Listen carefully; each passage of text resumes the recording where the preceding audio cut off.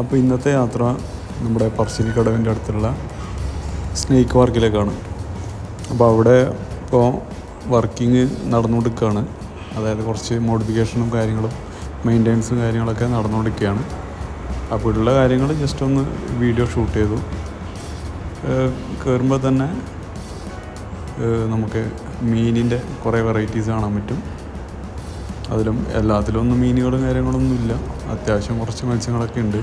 അതിൽ മെയിനായിട്ട് തോന്നിയത് കുറച്ച് വൃത്തിയുള്ളതൊക്കെ ഞാൻ വീഡിയോസായിട്ട് ഇട്ടിട്ടുണ്ട്.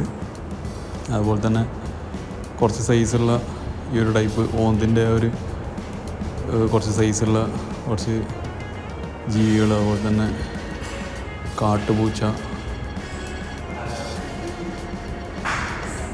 പിന്നെ അതുപോലെ തന്നെ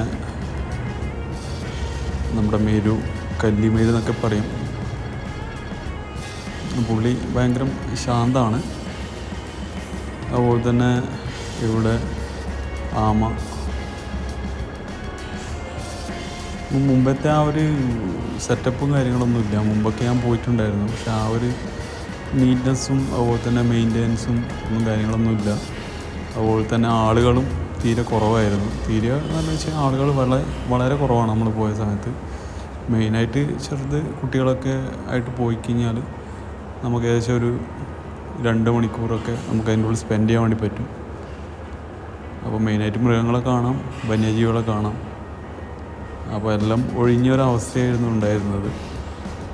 പോയ സ്ഥിതിക്ക് എല്ലായിടക്കും ജസ്റ്റ് പോയി. കുറേ പ്ലേസും കാര്യങ്ങളൊക്കെ അവർ ബ്ലോക്ക് ചെയ്തിട്ടുണ്ടായിരുന്നു മെയിൻ്റെനൻസിൻ്റെ ഭാഗമായിട്ട്. മെയിനായിട്ട് ഇപ്പോൾ നമ്മൾ പൈസ കൊടുത്ത മുതലായി എന്ന് പറയാൻ മാത്രം കാര്യമായിട്ടൊന്നുമില്ല.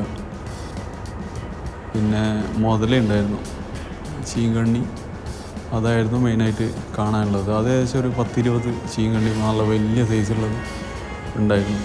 അല്ലാതെ ഇതുപോലത്തെ യമു ഉണ്ടായിരുന്നു, നല്ല സൈസുള്ളത്.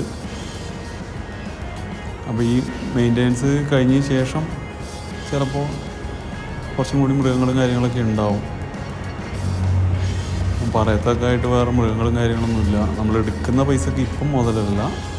ഇനിയില്ല ബാക്കിയുള്ള ദിവസങ്ങളിൽ ഇവരെങ്ങനെയാണ് അപ്ഡേറ്റ് ചെയ്യുക, പുതിയ മൃഗങ്ങളൊക്കെ വരുമോ എന്നീ കാര്യങ്ങളൊന്നും പറയാനായിട്ടില്ല.